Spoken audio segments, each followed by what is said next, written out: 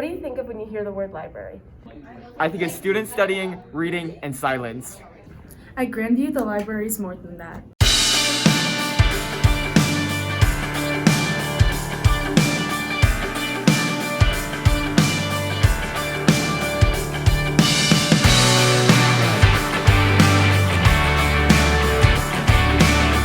Last week, the library hosted 2 events where Grandview's alumni spoke about their experiences. Tuesday was hosted by Rhonda Blanford Green and was all about Title IX and women in sports. Law made sure that we would have equal access and equal opportunities to excel at the same level as our male counterparts. Title IX, as stated by the OCR, Office of Civil Rights, establishes that no person in the United States shall, on the basis of sex, be excluded from participation in, be denied the benefits of, or be subjected to discrimination under any education program or activity receiving federal financial assistance. And the statistics show that by increasing women opportunities, we also increase opportunities for men by about 70% since that amendment has been passed. Ms. Blanford Green then transitioned over to our guests, Nicole Lebenko, Amy Chitcock-Song, and Mia Wood, where they answered prepared questions as well as questions from the audience. The game, and eventually we're sitting at Dick's Sporting Goods Park in the Rapids Stadium, getting dressed for like the biggest game of what seems like our lives. We go out there and we just played our hearts out, and I cannot tell you what an amazing experience that was to be able to dogpile my teammates in the last 10 seconds because we had just beat, I think it was Mountain Vista my sophomore year, and we had just won a state ring. That experience and the goosebumps that I still get from that experience are the reason why I love soccer and this school so much. At nationals, I got second in the 1,000 free. And so for nationals, it's only your teammates that qualify that get to go. So I only had about 5 teammates there, and that was a big year for us.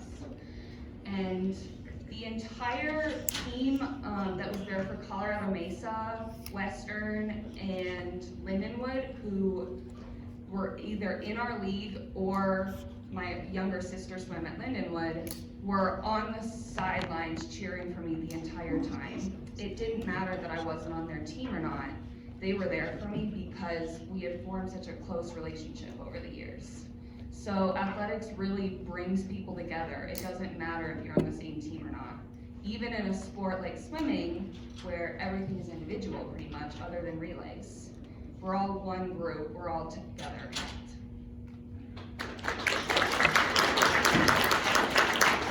On Thursday, Ms. Lindahl hosted our Women's in the Arts panel. Our guests included Katie Reed, Sydney Alley, Christian Rogers, and April Green. When they asked me to facilitate this, it gave me an opportunity to kind of think about how did I choose my career in the arts. And I'm going to tell you just briefly, I started performing when I was about 2, right? Dance recitals on the stage.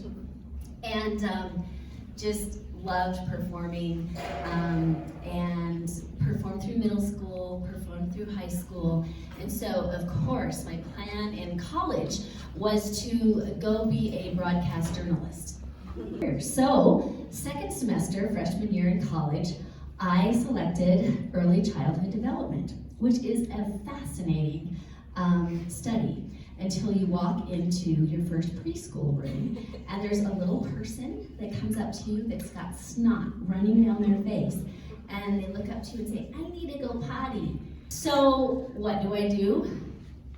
I think and I think and I think, I know who I'm going to call. I'm going to call my high school theater teacher because we are so close, and she was just such an amazing woman. And so I called her, and she gave me probably the best advice I've ever heard, and that was, whatever you choose, make sure that you are passionate about it because you may be doing it for a very long time.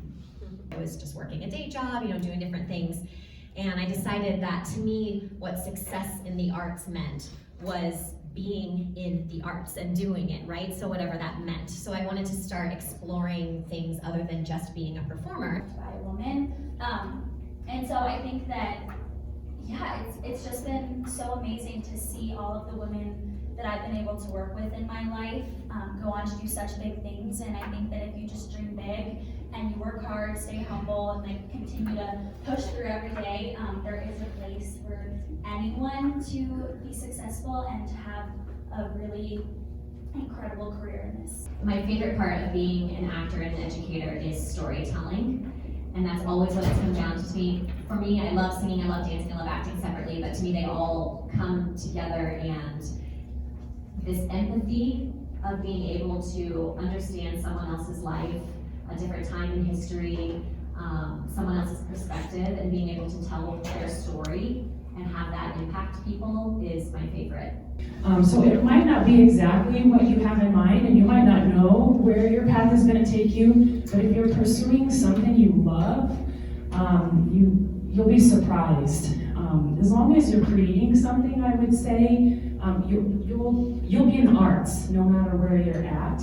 Know that, like these ladies have said, there's a way to make it work. There's so many different avenues that there's really no one right path, especially with being an artist. It's much more subjective than objective. They shined a light onto what a career in the arts can look like and the importance of taking chances. As someone who doesn't plan to go into the performing or visual arts or sports for college, I didn't expect to connect to the panel so much. However, the stories they shared about finding themselves and balancing their passions with school were something that any Grandview student, especially a senior, can relate to.